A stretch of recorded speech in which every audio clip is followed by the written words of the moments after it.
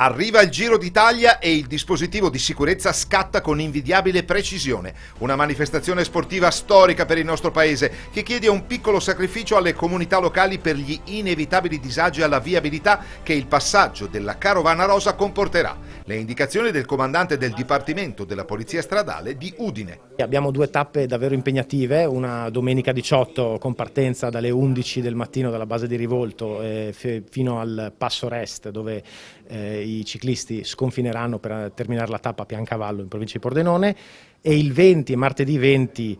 con la partenza da Udine e l'arrivo, il transito per tutte le valli del Natisone e l'arrivo a San Daniele, quindi una tappa da 230 km, tutti in provincia di Udine, quindi due bellissimi eventi che però impattano fortemente sulla viabilità, soprattutto la seconda tappa, quella di martedì 20, che si svolgerà in pieno orario lavorativo dalle 10 di mattina alle 4-5 del pomeriggio circa, a seconda delle velocità dei corridori, e che attraversa tutto l'asse ovest-est della provincia, quindi con sicuramente grandi risvolti per gli spostamenti dei nostri concittadini. Tutte le informazioni relative alle cronotabelle, agli spostamenti e ai movimenti della tappa sono sul sito della Gazzetta dello Sport di RCS. Per quanto riguarda la viabilità è pubblicata sul sito della Questura, sul sito della Prefettura, e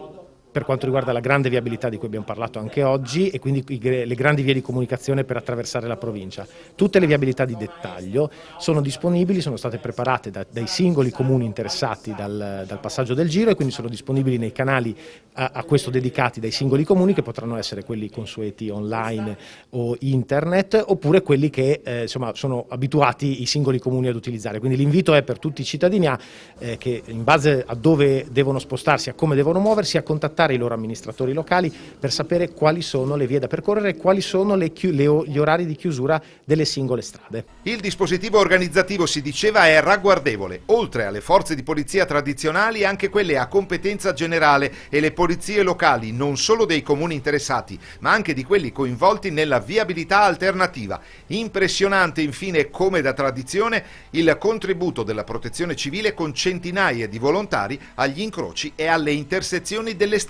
Sicuramente non bisogna generare assembramenti e bisogna rispettare tutte quelle che sono le norme di sicurezza e di buon senso che insomma ormai da mesi,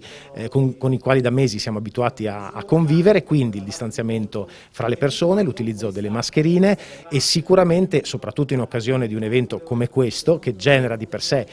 assembramenti, perché giustamente il pubblico ha piacere magari di vedere i propri professionisti correre, è bene utilizzare le aree dedicate dall'organizzatore, quindi da RCS e dal Comitato Tappa di Udine, per capire quali sono gli spazi dedicati al pubblico e dove è possibile vedere le tappe, e dove questo non è previsto, e quindi nel normale libero passaggio sulle strade, ricordarsi di mantenere assolutamente le distanze di sicurezza e l'utilizzo delle mascherine, come abbiamo detto poco fa.